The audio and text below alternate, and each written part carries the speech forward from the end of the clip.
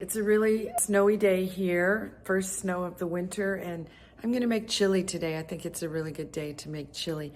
And I'm gonna show you a really easy way to do it. I don't cook in complicated ways, obviously. Let me turn the camera around. So again, my ingredients are very simple. I'm gonna use some black beans. These are organic black beans that I get from Costco in bulk.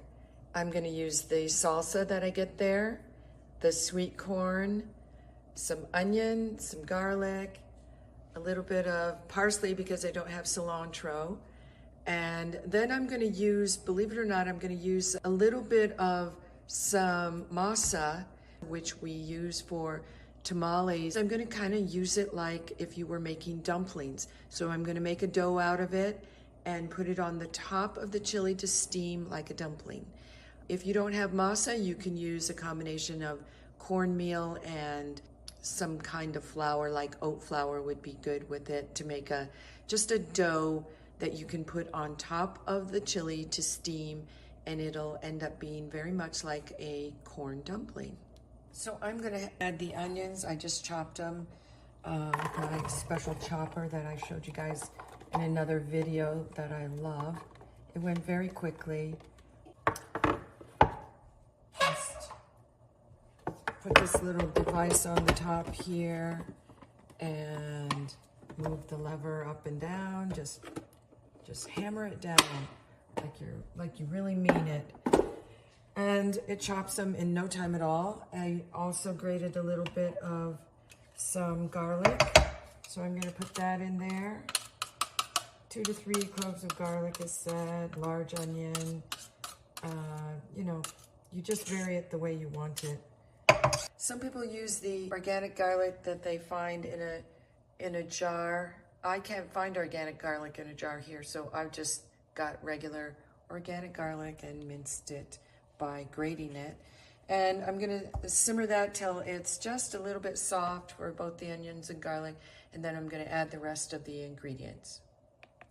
And since I'm cooking without oil, I usually will go ahead and add a little bit of water to the pan. That helps it simmer and it just softens it just before you add the rest of the ingredients. So I'm always looking for ways to add a few more greens to the day because it's very hard sometimes to get enough of the green leafy vegetables in your day, but also enough vegetables in general in your day. So I'm gonna add a little bit of some chopped kale to the bottom of the bowl when I put the hot chili in. Because if it's chopped really fine, you can get a lot of nutrients out of that. It's not overcooked, it's a little bit steamed from the hot liquid, and it's just another really great way to use kale, because sometimes it's hard to find a way to use kale. It's a little bit bitter. It's better when it's used with other things in smoothies or like this in a chili. I could actually chop it up and put it in the chili, and that would also be a great way to use it, but I'm just gonna put it underneath mine today in case my husband prefers not to have it in his. So here we have the onions and garlic. They're just steaming. Again, I added a little bit of water to keep them from sticking to the bottom, but the point is just to get them softened. And now we're going to add a couple other things here. We're just gonna go ahead and put in our beans, whole can. Actually, 2 cans we're gonna use. 2 cans of beans. Then we're gonna use, it calls for 2 cups of corn. I'm gonna use 1 because actually by the end I may add the other cup. But I want to use the tamale dough on the top. And so that's made out of corn also. So I'm gonna have a fair amount of corn already. And then I'm gonna put a little bit of salsa in this. I shouldn't say it's a little bit of salsa, but I'm gonna put some of this salsa in the recipe. This is actually a 32-ounce jar, so I need about half of it, but I have to say this particular salsa says it's mild, but even my dad, who's Mexican and eats very hot food, admitted that it has quite a kick to it. So try not to use too much until you know if it's your level of heat or not. So I'm gonna use about half. Both my husband and I like it pretty spicy. Okay, and I'm gonna mix that all up, and I'll show you what it's gonna look like. So I'm just getting ready to make the tamale dumplings. Well, we'll call them dumplings because they go on top of the chili and it steams them so that it cooks them like a dumpling.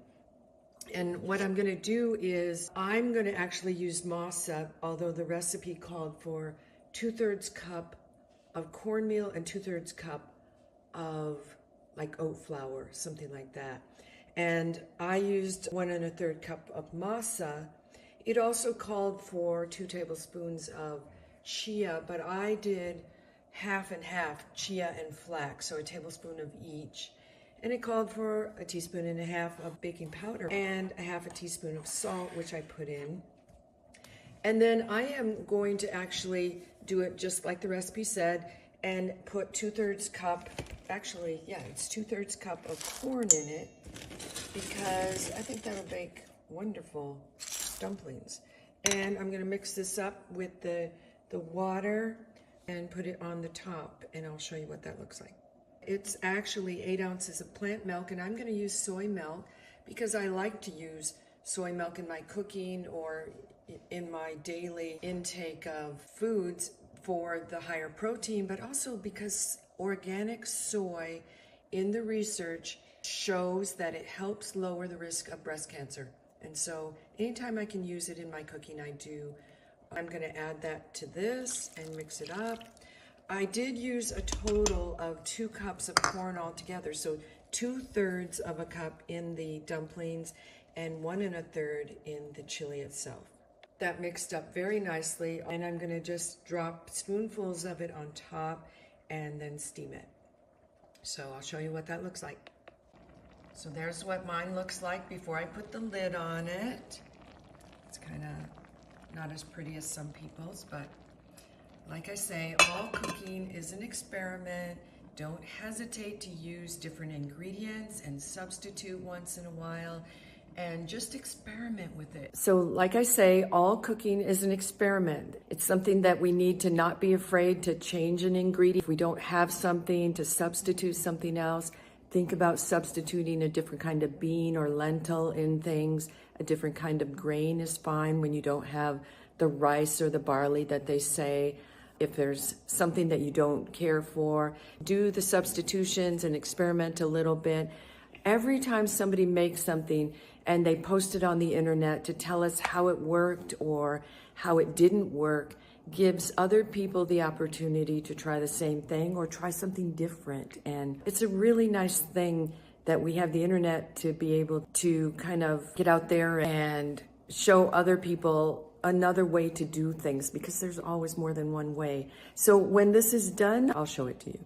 So while we're waiting for the tamales to steam, or the tamale dough to steam on top of the chili, I wanted to mention a couple of things about these leafy greens that I'm using here.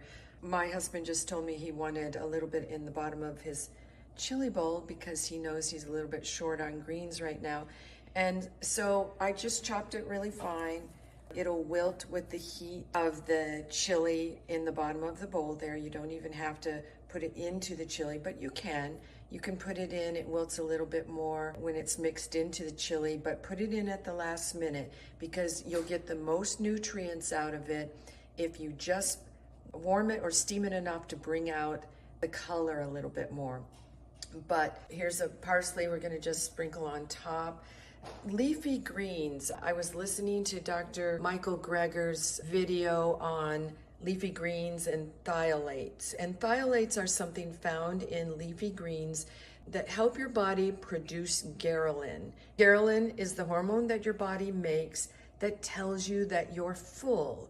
So it's really good to use in people who are trying to maintain some degree of weight control or weight loss, to make sure that you're getting your leafy greens in so that you're getting these thiolates and it's giving your body the signal that you're satisfied and you're no longer hungry.